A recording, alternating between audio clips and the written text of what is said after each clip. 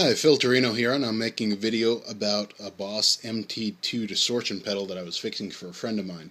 The issue with the pedal was that the sound was cutting out occasionally in little spurts, but it wasn't the staticky type of cutout that you would get from having a loose input connection.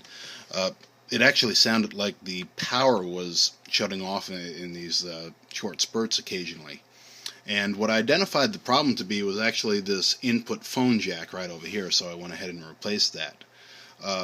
But I noticed something kind of strange and actually very clever about that jack.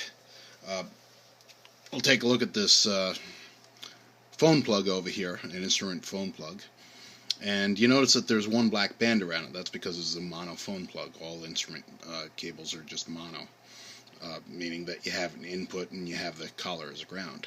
If it was stereo, there'd be two black bands, and you'd have a right, a left, and the collar would be ground. You would think if you have a monophone plug that you'd also want to use a monophone jack, but that's not actually the case. They use a stereophone jack inside the pedal. And the way I figured out that they were doing that and why they were doing that is I was trying to figure out how this circuit was working, and so I started looking at where all the wires under here were leading to, and I noticed that the negative battery cable was going up to this ground, not really the ground plane, but the negative inputs for both the adapter and the battery. The negative inputs of the adapter and the battery were going to this one plane over here, and they were the only two things that were attached to this plane.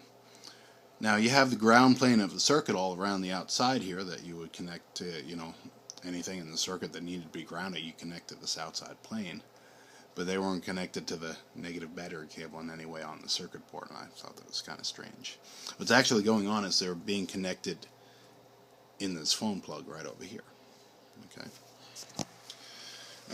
Go over to circuit diagram here, give you an idea of how one of these things work.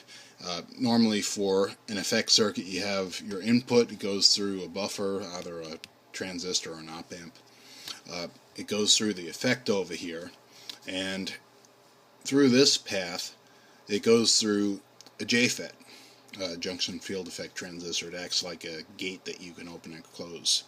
And it'll come to this middle point right over here and down and out the buffer and to the output. And when you go ahead and stomp on the box, you turn the effect off. What it's doing is it's actually closing this gate right over here through this flip-flop circuit and opening up this gate. So now the path that the signal is going to take is going to go through the buffer, and instead of going through the effect, we don't want to use the effect, we want the effect to be off. It'll go down here and through this gate number 1 and out that way through the buffer into the output. Alright, so you have this momentary switch in the pedal which triggers this flip-flop circuit. Okay, now this flip-flop circuit has to be attached to a switch which is attached to ground. So here's the flip-flop circuit. It goes through inside the pedal a purple wire to the switch, and then to a white wire which is attached to the phone jack over here. Okay, it's actually attached to this second one, second part over here. The stereo phone jack has 2 leads for the collar and 1 lead for the tip. Alright, and so that white wire is being attached to this lead right over here, lead number 2. And then a black wire goes up to the ground plane in the circuit, and by the ground plane in the circuit I mean this whole outside plane right over here that you attach all the components to that you want to ground. Okay, and then you also have the negative lead of the adapter. It attaches to the phone jack where we have this number 1 over here, and you have the negative lead from the 9-volt battery. That's a black cable. It also attaches to this number 1 lead over here on the phone jack. Okay, and when you go ahead and plug in that mono plug, it's going to bridge 1 and 2 together. It's going to connect the circuit, like throwing a switch. And once these two things are bridged, now you've connected the negative leads of the adapter and the battery to the ground plane circuit. Okay, So I'll give you a little idea of what that looks like over here. Like I said, we have the purple wire coming off the flip-flop circuit, goes to the momentary switch. You see this white wire in here, goes up to the phone jack right over here. And attached to the same lead as this white wire is a brown wire here that goes up to the ground plane in the circuit. I think it was, sorry, it's a black wire, I was mistaken.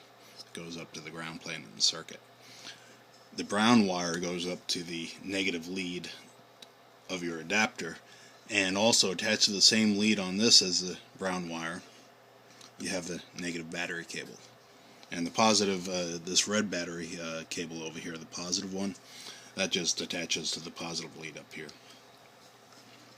Okay.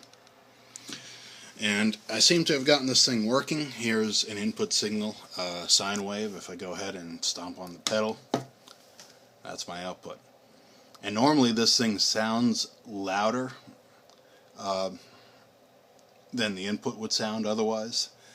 What's kind of weird about this is that this is shrunk down so much. And I think where it's getting some of its volume from isn't actually in the amplitude of this thing, but rather the slope of these waves. You know, the larger you make the slope, the punchier of a sound it's going to get. You know, it's going to push that speaker out a lot faster, even though it's not pushing it out as far. And yeah, you'll actually get a louder response from that. And I can go ahead here and adjust the frequency. This is also another very interesting thing. If I get the frequency low enough, take a look at how this wave behaves. Sorry, I'm using the wrong knob here. Now the amplitude's actually larger. This is for a frequency around 92 Hertz, which is pretty low. But if I increase the frequency, now the amplitude of the output is much smaller than everything else. So this is actually a very dynamic circuit. Anyway, I hope you learned something. Thanks for watching.